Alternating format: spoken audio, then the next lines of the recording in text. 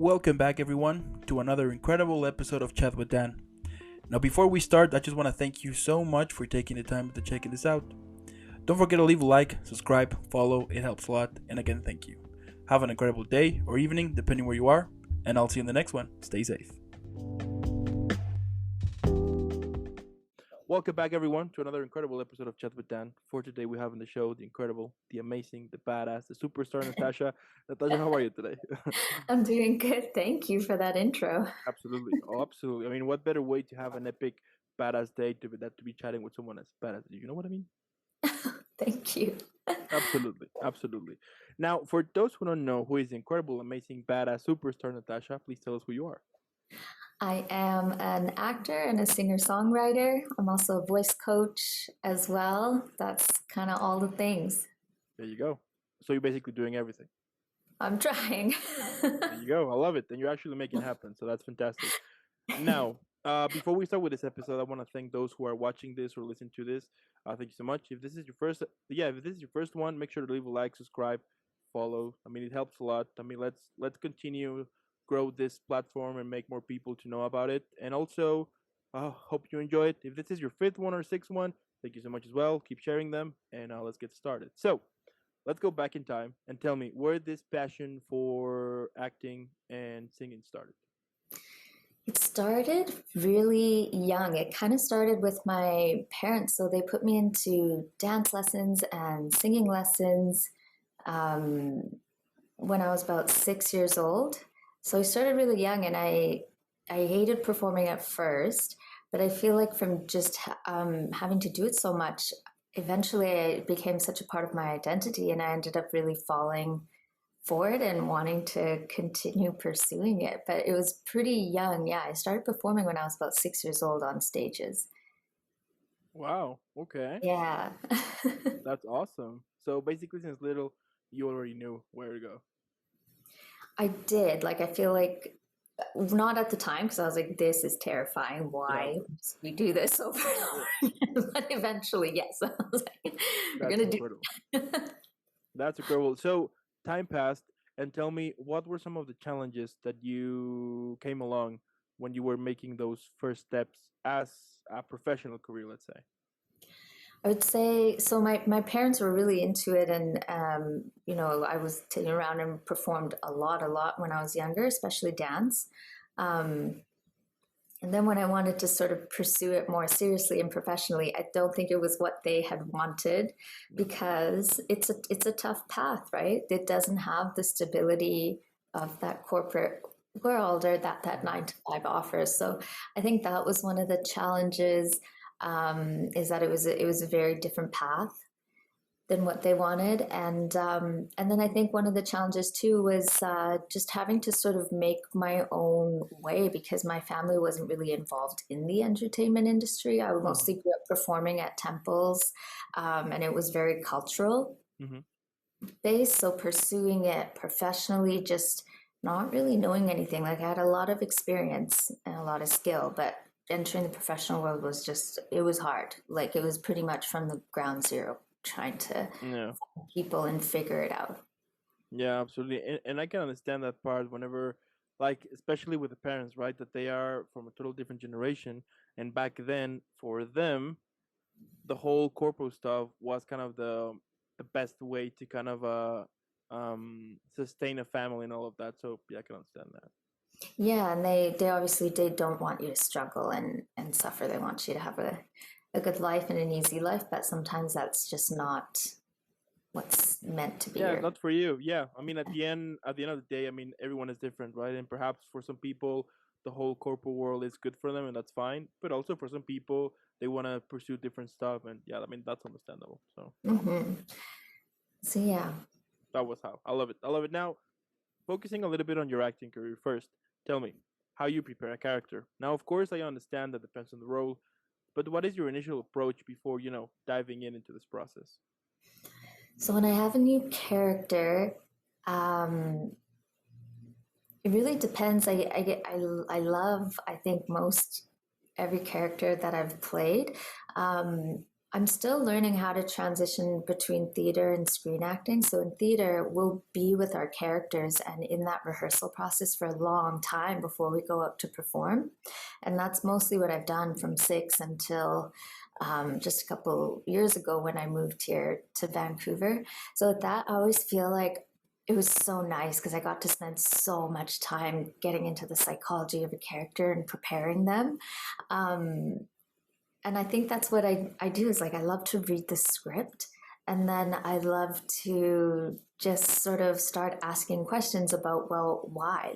Why is this person doing what they're doing? What's happened before that is causing them to be the way that they are? Um, and in theater, it's very organic because every time you do it in rehearsal, it's sort of like, oh, okay, now I got another little layer deeper and I get it. And now I have another layer deeper. And then screen is, I feel like everything's very compressed. So it's like I get the character and then we're going to rehearse it and then we're going to do it pretty quickly. I haven't done characters that are large enough where I've been doing table reads and that kind of thing with screen acting. So for me, everything feels a bit faster. But yeah, I just like being able to spend time and letting it come organically. There's also, I learned this tool from a retail job that I had to work back in the Right. day, which was Right. it's like very random, but it's called the Enneagram. Hmm. If you ever heard it, it's like a personality wheel. And so, Mm-hmm. and there's, how many is it? Oh, I think there's eight different numbers. And so, each number, it kind of tells you like the strengths, and the weaknesses or how people tend to react in bad situations and sort of how they tend to be. And then just kind of organically, it was so weird that we learned that through a retail job. It was a personal development tool, Yeah. but I find myself using it in my acting. It's weird. So I do that. I'll Mm. try and like figure out where they are on the wheel. And then that kind of tells me, like, okay, so they would be this kind of a person. These are their basic fears. This is kind of why they came to be the way that they be. And then in the summer of 2021, I took a class at through Terry Knickerbocker Studio in New York City. One of the silver linings, I guess, of COVID was we started to be able to do classes from anywhere in the world because Right. then everything went online. So it was really an incredible opportunity. And my university training for musical theater was very, felt more outside in. So we used to have to verb our scripts.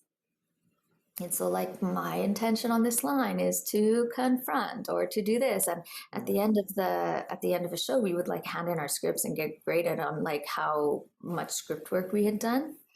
And this technique was the complete opposite. It was the Meisner.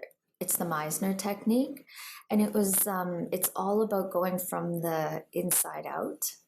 I love it. Mm. I just so enamored by the technique since I took that class. And so I've been using that a lot now in my acting. So they recommend that you memorize your lines by rote. So it's like you just memorize what the lines are, but you don't attach any intention to it. And then once you have your scene partner in front of you, you just take whatever they're giving you and it's spontaneous. Mm-hmm. I've been loving it. So I've been using a lot of that now. And I like Wow. the results that it's getting. Wow. Yeah.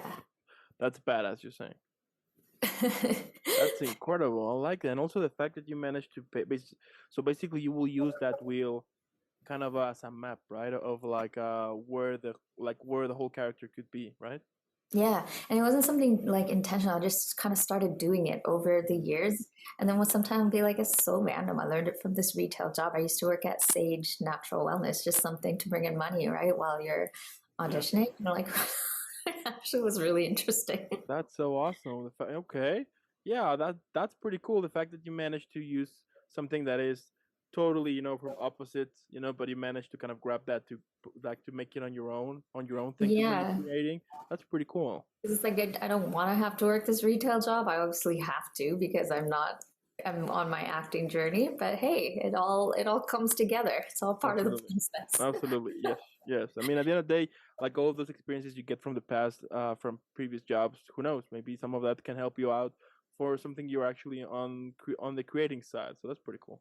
Yeah, I'm learning to like trust the process more. Yes, even if I don't understand it in the moment. absolutely. And has it ever happened to you that there was this character that basically you got stuck? And if you did, how you managed to overcome that situation? Well, I've had some complex characters. I think the most complex character that I still some days wonder, I'm like, did I do it? Like, I hope I did it. Like, I hope in the Yeah. end I did justice to her. It was this character named Gada, and I did this play called Nine Parts of Desire by Heather Raffo. Okay. Um, and so this play was about nine Iraqi women and what they went through during both of the wars in Iraq. Okay. And it was, I always feel like a heightened sense of responsibility and duty when you're playing someone who's real. It's their actual life story. I've done that a couple times. And she lost eight of her kids during a bombing. They were in a Wow. bomb shelter, and she lost all eight of them. And I'll never forget. So the first initial read of the script, so like her story, and it's horrific. I can't even comprehend that level of Yeah. trauma. But then the stage direction before she started her monologue was dispassionately like, and I was like, what? Because she's about to tell this really traumatic story, and that really threw me for a loop. And I remember being in the first session with the director and the producer, where we were just going to start to do our table work and get into it. And I was like, I don't really get the whole dispassionately thing because Mm. she's in this really traumatic story. And I remember first I tried like a method acting thing. So I was like, let me think of something like what's the most traumatic thing I can think of from my life and I'll bring it in. I couldn't get through the thing without crying and like breaking down. So the director was like, okay, no, no, no. Like she was like, let's re-strategize. Because I was like, I don't get it. How can you tell this story and be dispassionate? What is going on? And I feel like it didn't even settle until a couple of days into the theater run. Like we had hit opening night and we were doing it, but then a couple of days into it, I was like, okay, I think I'm getting it. But I think it was like 4 or 5 weeks that you get to prepare. Like I was going up and down, and I felt like the same thing with the director in a sense. Like we had tried one intention and one strategy in one rehearsal, and then the next one we would try something different, but then the one after that she would go back to the one in the beginning. I felt like we were all trying to figure this whole thing out, and Mm. I feel like I really had to dive into this like stages of trauma. Maybe it's so traumatic that I was like, she's just numb.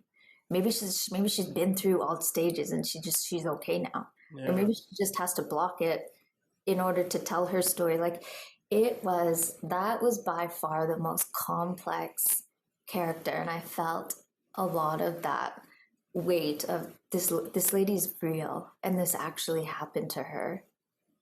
And so Yeah. that was like, my God. But in the end, I just like, I feel like I went through all the stages in a sense too, trying all these different things. And it did settle. But even on opening night, I was like, I hope I do okay. Yeah, absolutely. That Yeah. sounds, yeah, I mean, that sounds pretty tough. The fact that you get to play such an emotional, a deep character, and the fact, as you mentioned, the fact that that person lived and it's their story. I mean, and when you try to kind of put yourself in those shoes, I mean, yeah, it's pretty messed up. Such a messed up thing, but dispassionately. And I was like, Yeah. Yeah. Wow. And and like tell me during that process how you were able to break from yeah, like literally how you able to break character and return to be you. oh, yeah, that's been a learning process. Um, that has been a learning process, yeah, because I used to not be very good at it, and I didn't even really understand it. So my first professional show outside of university was very dark. And I was working with a lot of veterans, and I was really blessed. The chair of my university program asked me to be a part of it, and Hmm. I was so nervous to work with these incredible stage Yeah. actors who had Yeah, so of much course. experience. And then, so the pace was really fast, and on top of that, it was a very dark show. I got really sick Mm. by the end of it because I didn't know how to break character. I didn't even know that not breaking character could have that kind of effect on you. Like, I didn't even know that there was, like, emotional body connection. Who even, like, that was so green at that point. But that has been a journey Yeah. for me learning how to do it. I've worked with counselors before who have helped me to come up with like little rituals and things to help me get in and out of character, especially if it's heavy or dark.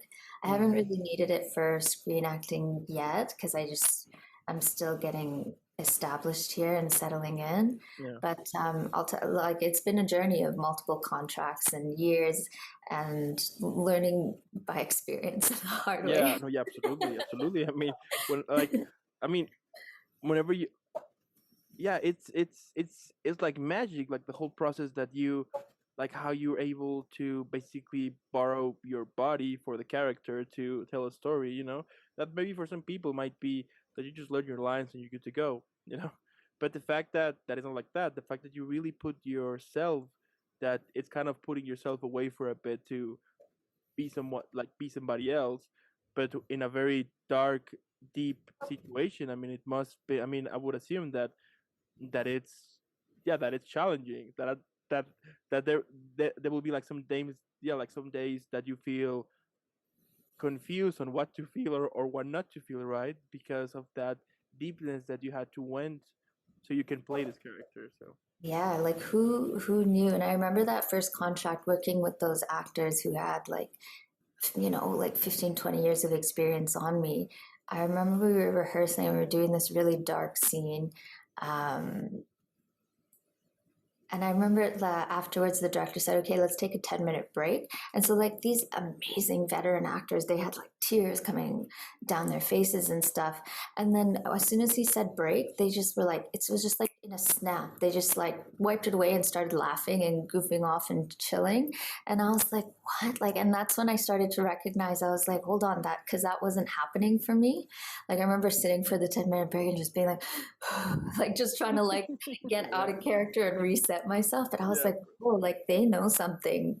I thought like, I have to figure something out here because I was like, it's not happening for me. yeah. So it definitely is like takes experience and it is a journey and everyone's is different too. Yeah, absolutely. I once interviewed an actress that she basically, yeah, she focused mainly on creature work. So she will be the monster on the horror films, right? And she told me that it's hilarious that whenever she's full costume, makeup, ready to go, and then part of the crew sometimes will get scared or be like, "What the hell?" when they see the monster before shooting, tweeting, or watching or checking Instagram and drinking Starbucks, and would be like, "What the hell?" Yeah. You're like so surreal, or that they will play like this very deep scene in which the monster is screaming and running after you, and very very very intense, and then they say cut, and then the monster will be like, hey, do you want to go to lunch, and you'll be like, what? Like those type of I stuff. know it It's takes crazy. experience. Yeah, it's amazing. Wow.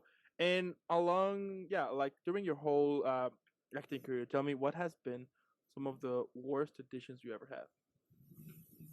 Oh my gosh, I've had there's like so many different things coming into my head. Okay, okay. There's so Yeah, many. um, Well, university was helpful. So when they kind of like take you through, like, so this is how an audition is, and these are like how you should do it, and things like that. That was for stage. And yeah. so when I started auditioning for screen acting things, it was really different. But I didn't have that sort of education of like, yeah, this is kind of how it goes, and this is what you should do and shouldn't do. I learned that completely by trial and error and just like failing a lot. So I remember my first couple of film auditions. My agency was in Calgary. I was in Edmonton, so I always had to drive down Mm. every time I had an audition. Like it was a lot of work. But my first couple things, as soon as the reader would say rolling, the first thing I would do is look right into the camera. And I was like, wait, what? Like, and I don't even Yeah, know. yeah, yeah. It was like a reflex. She would say rolling, and I would look at the camera like, oh my god. That's so cool. It was So bad. I've done so, oh, and spitting. So in theater, we always have to enunciate, right? Because you Yeah, have to be able to, the voice has to project, and the people in the last row have to be able to hear you. So there's like not a thing in the theater land. Like, like, yeah, you spit, like spit comes out because you're enunciating, right? yeah, of But the course. people are far away, so it's all good. And then, yeah, when I first, like, those first couple auditions too, like, sometimes spit would come out of my mouth because I'm enunciating. And I Yeah, was so confused. I was like, what the hell is happening?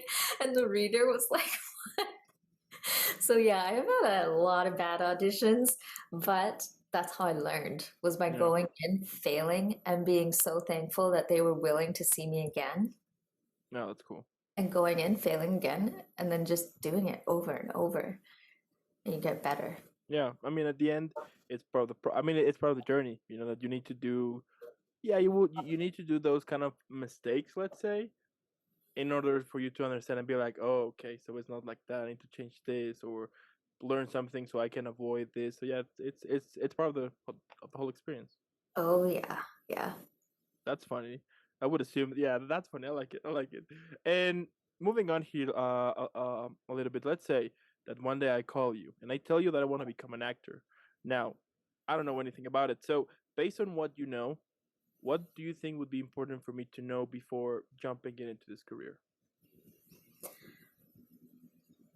I think it's really important to establish for yourself why you're getting into it. Hmm.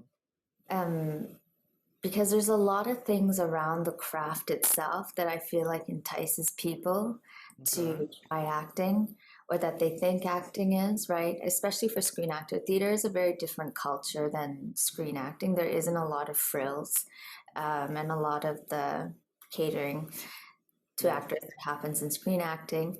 And I think a lot of that stuff around the craft itself is what people think it is, but Mm. it's really not. To me, acting, I've come to the conclusion it's the study of human behavior. It's psychology. It Mm. really is. One of my best friends is a clinical psychologist, and as she was going through her schooling, and I was going through my schooling, and in acting and doing shows, I was like, we have so much overlap, but we use the knowledge in different ways. Okay. So that intrigues you, the study of human behavior, and it's the Yeah. craft itself of acting, of using that knowledge, doing that research, and then using it to play pretend, right? If that's what's intriguing to you, then do it, because that's what it Okay. is. But if it's sitting in a trailer, if it's, I don't know, the things that you see in a Yeah, blooper the reel behind glamour, the the parties. scenes, Yeah, yeah.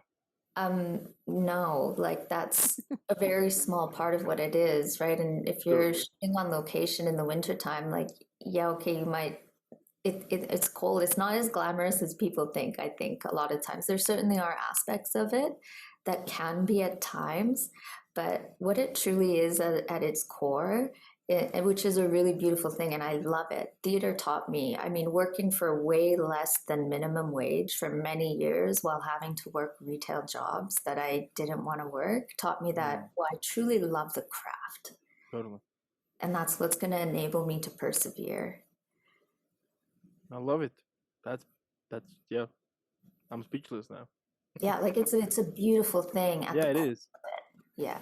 Yeah, I mean, like once you really think of it like deeply, instead of the whole, as you were saying before, that the whole glamour, the parties, the fashion, like all of that, which is just as a very small part of what's behind of it. And sometimes we will see like on this on films like behind the scenes. Sometimes they will tell the stories that they will have to do, or the actor or the actress went to this situation, push themselves to kind of make it like like to kind of make it work, things like that.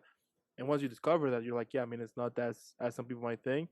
And also it is interesting as the fact that it is true, like every single character that you will play is kind of a study the behavior of that person. And at the same time, I would assume that it helps you personally as well to kind of discover more about the real you know what I mean? Oh yeah, truly, yeah. To see like which characters are really different from you, which characters it's really hard to ignore your own impulses of like how I feel about something. Where it's Yeah. like, no, well, this character wouldn't do that, right? Yeah, it's very interesting. Yeah, or like for example, whenever we will see a character, I mean an actor that focus mainly on comedy, for example, and then one day you will see that actor is playing a drama, you know, or a horror, or like totally opposite now, and like all that different situations, and then you can see how at the same time they're kind of, yeah, discovering themselves to see like what suits them better, right? So it's pretty cool. Hmm. And it's fun. It's fun not to have to do the same thing over and over again. It's fun to be able to do as much as you can. Absolutely, I love it. Now focusing now on your music career, tell me, like what are some of the things, or like do you have, like, let's say, like a ritual or something that kind of sets your mind before start singing? Like before I go on stage to sing. Yep. Oh yeah, so I grew up because like I have this music side and then I have this acting side, this theater side. I feel like I've sort of taken things from all the like everything and sort of mashed it together to make my own little warm up. But when I think about okay, I got to go on stage to play this character, it's a job that is not just engaging mentally, but we're engaging physically, mentally, and emotionally.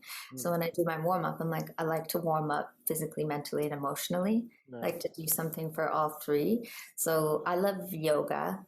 I always love to do yoga before I go on stage just to get my body ready. Mhm. I find that really helpful and to just get into your body, out of your head and into your body. And then meditation. Like, so I like to just clear out whatever's happening in your personal life, especially if you are taking on a character. Mhm. Music, I'm more going out like myself. Yeah. But if I'm taking on another character, I like to just whatever's going on. If something bad happened, something other drama's going on, just if I can clear that out, that's really nice. And sometimes it's so much that you can't, and that's okay. So at that point, you have to use it and just do the best you can with it. And then I always like to review my script or do something to just like connect to the character as well. Okay.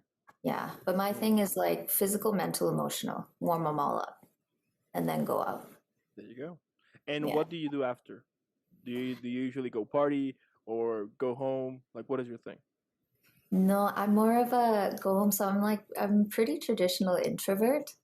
So, and people are always like, you're so quiet and like, how are you an actor and performer and stuff? And I don't really know. I do think being quiet and observing is important for being an actor to be able to take in life Mm. and people around you. But no, definitely not party. That's just like work, like having to be dressed up and on. I'm like, why would we? I'm finished work. I want to go home. I Yeah, I want to mean, take hair absolutely, and makeup absolutely. off and get into my sweats and just rest. Yeah, yeah. I mean, at the end of the day, we're humans, right? And I do think that sometimes we get this false idea, right? That if you want to become an actor or musician, you need to be super social. You know, you need to have a lot of charisma and all of that.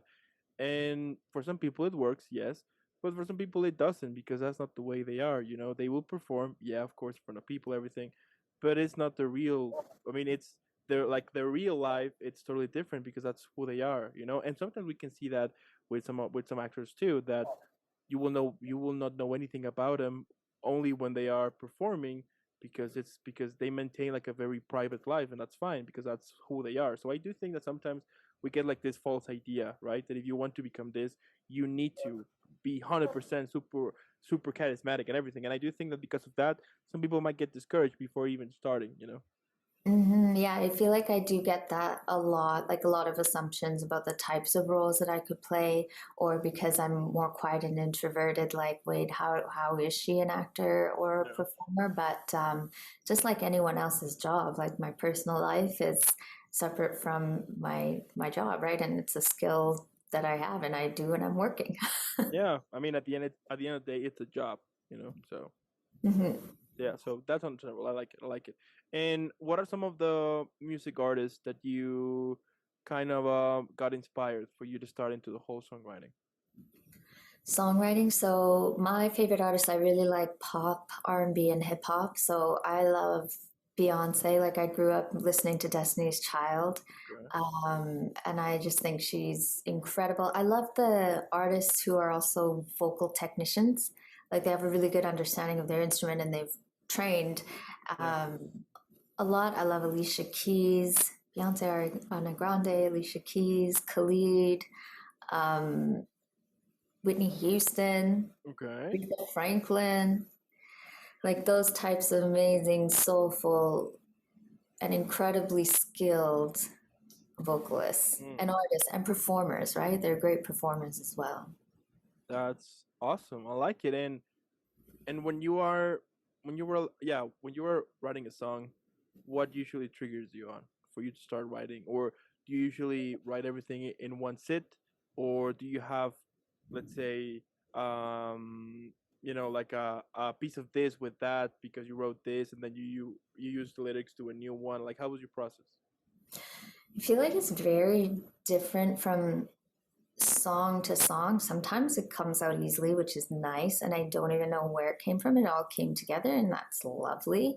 Yeah. Very nice. Sometimes it is really a grind where I'm on draft, like who knows at that point, and so I Mm. have rewriting and rewriting.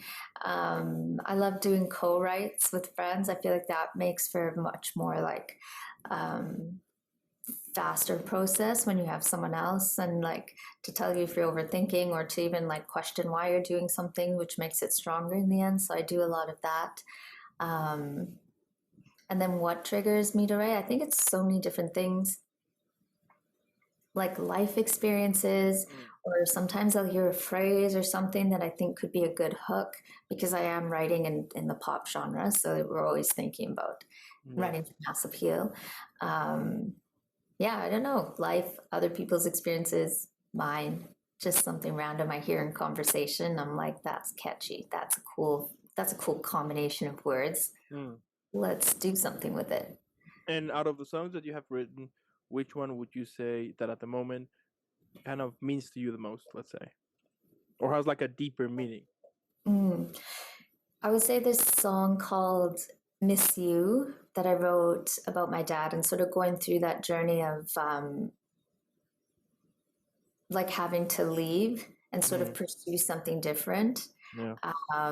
and having to make that decision of like, I need to go off and do this thing.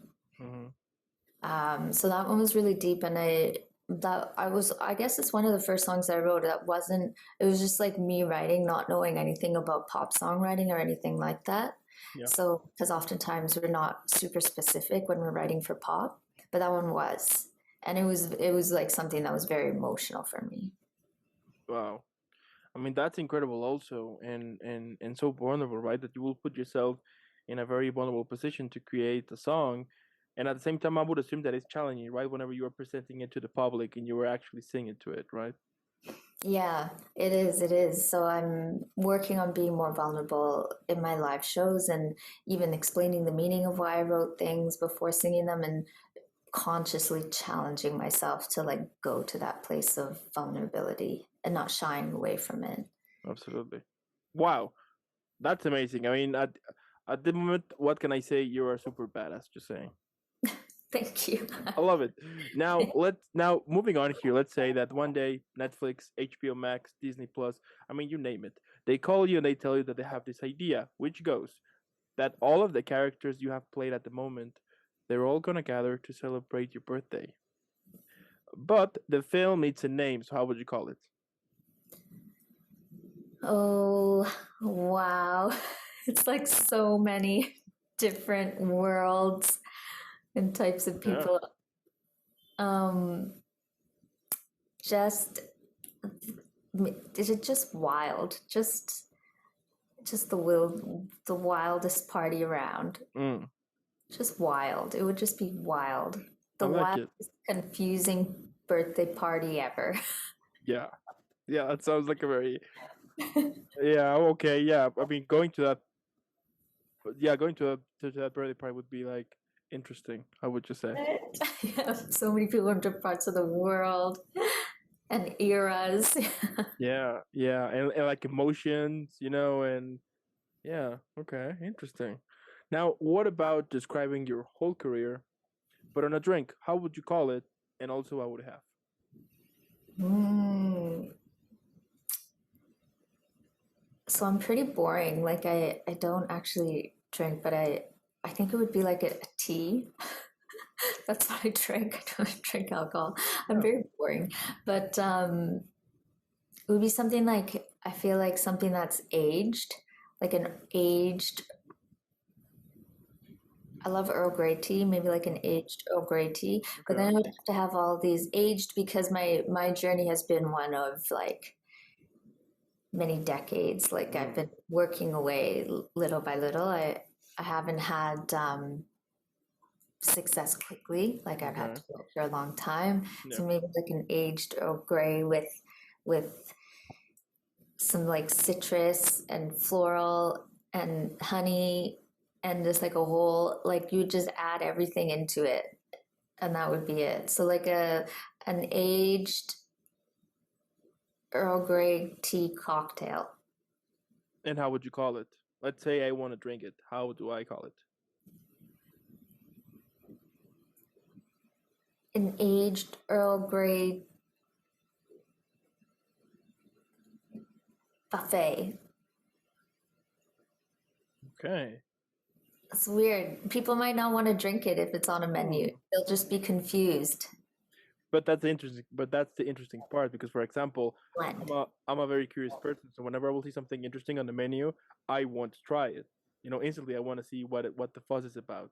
So That's good. So then you're kind of people that because it'll be definitely the strangest thing on the menu. yeah, So, I will be like, okay, so this is strange. what? I'm, I want to have it. Yeah, I want to Yeah. have it. I want to see what is going on here. Why they have like why this is strange. That's good. Thank you. That makes me feel better. Absolutely. Yeah. I mean, I've been always like that, but sometimes I I would say myself why I ever did that, but still I'm this type of yeah, I'm this type of person, so I will definitely try that. Good. However, It could be good. Maybe we'll have to who knows? see. I mean, I have to try it now. yeah, perhaps you like it, perhaps you don't, perhaps you will enjoy the experience or not, but at the end of the day, you will already try it, so you will know that experience. You know what I mean? So Yeah, you got to do new things. yeah, I like it. All right. All Now, right. what motivates you? We all have those days that basically we want to quit, right? So what usually, yeah, like what usually silent those toxic thoughts and puts you back again on this road that you have been in for so many years now. Yeah, that is tough. I think part of it is that it has been so many years now. Yeah. So I just know that, well, this is my path. Like I'm at a place where it's not a question, Mm, even though there's hard days.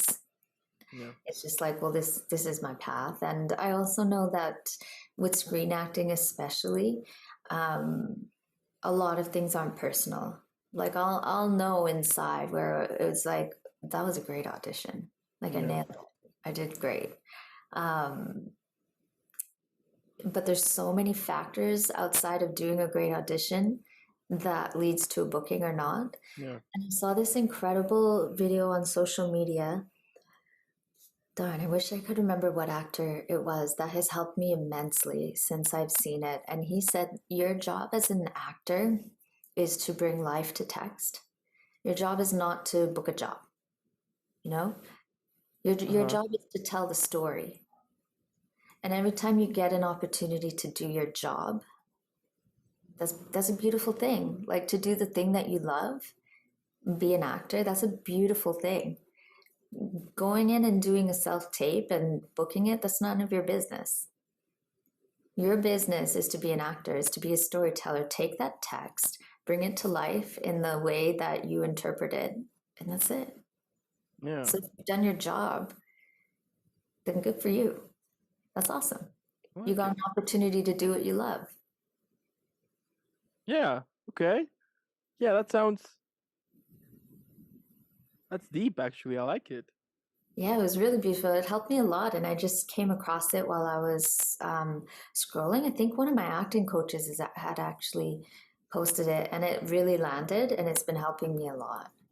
Was it Robert De Niro? I think it was him. Was it? I wish I Mm, could remember what it because was. I did watch. I know what you mean. I did watch that one. Did you? Oh, okay. Yeah. So I'm trying to think. Was it him or It really put things in perspective was because it's, he? yeah, like that isn't my job. And Yeah, all I can do is my job. Everything outside of that is out of my control. yeah, and you know what? Several actors that I've interviewed have also watched that video too. So Oh, it was amazing. It helped so much. yeah, I like it. That's deep. Yeah. Okay. I'm I'm speechless again. I love it. I love it. But you know what? It's true. I mean, at the end of the day, enjoy it. You know, if if it is your passion and it is the thing that you want the most, I mean, you enjoy the ride. I mean, of course that maybe for some people, right, it can get discouraged when you're starting out. You don't have this multi-million-dollar project, contract on your hand, which is, yeah, of course.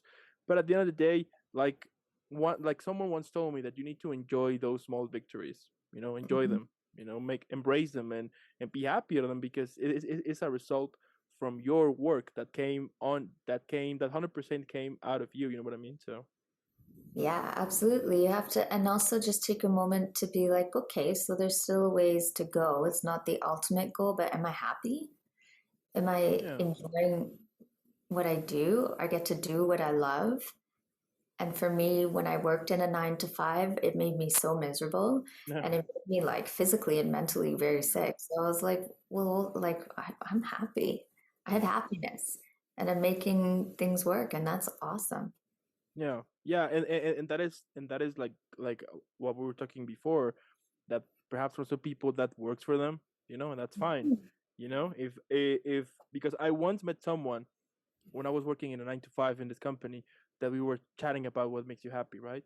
And then he said, I'm happy," and I was like, "Wait, what?" Yeah, I'm actually happy.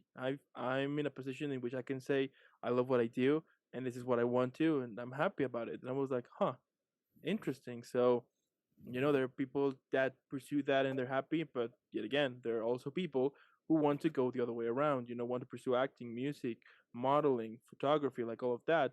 And as we were saying before, at the end, it's doing what makes you happy. Of course, that it sounds super cliche, but we all know that it's a pain in the butt, for you to discover what you really want to. And once you discover, keep it, protect it, work on it, which is another difficult thing that will come to you, but as we were being saying, it's part of the whole, it's part of the ride. So Yeah, half the time I wish I was happy working at a 9 to 5 because it is a lovely, it's stable, right? It's like it's stable. And if you have that and you're happy with it, that's awesome. But I'm not one of those people, yeah, me unfortunately. neither. Yeah, I understand. Yeah. Yeah, yeah, I understand totally. Yeah, and yeah, I mean, everyone has their own thing, so Hmm. that's cool. That's cool. And my last question here is, what can we expect from you in the future? Hit it. So well, I just like shot a commercial and I'm auditioning for other things right now. So you might see that pop up. And then I've also been writing new material. It was really hard moving to Vancouver right before the pandemic hit. But I feel like now I'm starting to finally find people that I mesh with to collaborate with. So I'm working on new material for that, which is really, really exciting. That's incredible. I mean, I will drop the mic basically. Seems expensive. I mean, here and there, but I will but I will drop it. I mean, you deserve it. So Oh, thank you. absolutely, I love it. I love it. I mean, at the end, what can I say? I love what you do. It's incredible, and also like the whole ride to it. The whole journey at the moment that you have been in, and that you're making results. I mean, I think that's proven enough for everyone who is either watching this or listen to it, that dreams are true, that dreams come true. Everything is possible. Like the other day, I saw this comedian, this video in which he was saying that nothing in this world actually makes sense. You know what I mean? that Mm, that if you think about for a second that you live inside a sphere, that sphere is floating in nowhere, and that nowhere is immense, which is the whole space and the whole dark, like all of that. And if you think about it, it doesn't make any sense. So when I was watching, I was like, it's true. I mean, and if nothing makes sense, why not try something fun? Why not trying something you wanna that makes you wanna jump in and be like, you know what, I'm just gonna try that, because I do think that sometimes we get this idea that we're gonna live forever, right? Or that we're gonna stay young forever. But then when you start to grow older, you start to discover that it's not like that. You're like, actually, time is passing, and then, like, if I do something about it, then one day we're all gonna be, in our 60s, 70s, or 80s, and we're gonna be, and if you didn't do what really makes you happy, you're gonna feel miserable because you're gonna be like, I why I didn't try it. I mean, we all have family member, an uncle, an aunt, grandfather, grandmother, cousin, or someone who is elder, and at some point they will be telling you, if I was your age, I will be doing this, or if I was your age, I will have done this. And like those type of things, that when you start to think about it, you're like, why not actually enjoy every second of it? Because who knows? And at the same time, it's your life. And I do think that everyone deserves to live whatever they want, doing whatever they want, of course. So Absolutely, yeah. I've learned, life is really unpredictable. It's fragile and it's fast, right? Like it yeah, goes by fast and you never know what tomorrow is going to bring. And of course, like you need to make sure that the reality of life is taking care of bills and all that stuff, but wherever you can, like inject a little bit of what you love and yeah, fun. Get what you want out of this whole experience of life. It's short, it's fleeting, it's unpredictable. yeah, yeah, exactly. I mean, go out, have fun, read a book, I don't know, watch a movie that you always want to, sing in the shower, get crazy here and there. I mean, enjoy it, because one day, and I mean, this is getting in a kind of a little bit dark conversation, but it's true. At some point, we're all gonna die, and why not why not making sure that you enjoy every second of it? That when you go to bed, Mhm. you can say, I did what I want today.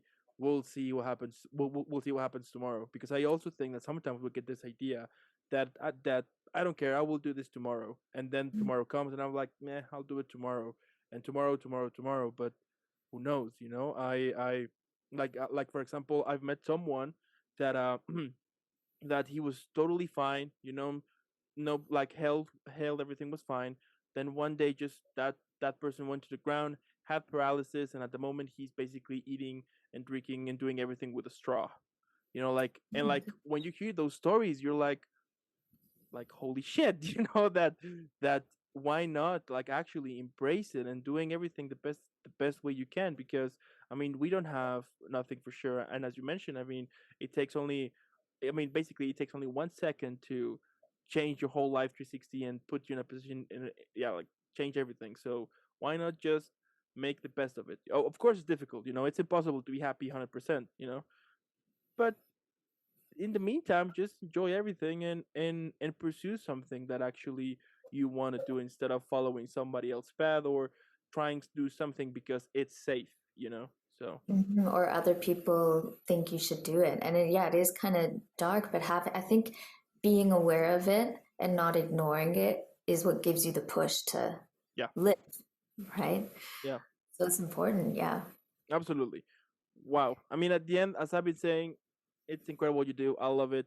I mean, you are super amazing, amazingly super talented. That's obvious. And I'm super sure that our next conversation is gonna be about the multiple thousand projects you have been in. Because the fact that you're doing it because you like it, yes, as cliche and easy that it may sound, as we were saying before, it's a pain in the butt. you know, it's hard, of course, Yeah. but you're doing it, and you're also showing that, no matter that of course along the way there have been moments in which you will question yourself if you should continue or not, but you're still doing it. That's a lot of, I mean, that's amazing. And as I said before, I'm super sure there's hundreds of people out there who sees you as a role model, or perhaps they see you someone who get things done, and that's impressive, and that is why I say that you're a total badass. So Thank you. That's very, very kind. absolutely. So, Yeah, I also want to thank those who watch this. Thank you so much for watching this. If you're also listening to it, thank you as well. This episode is about to be over.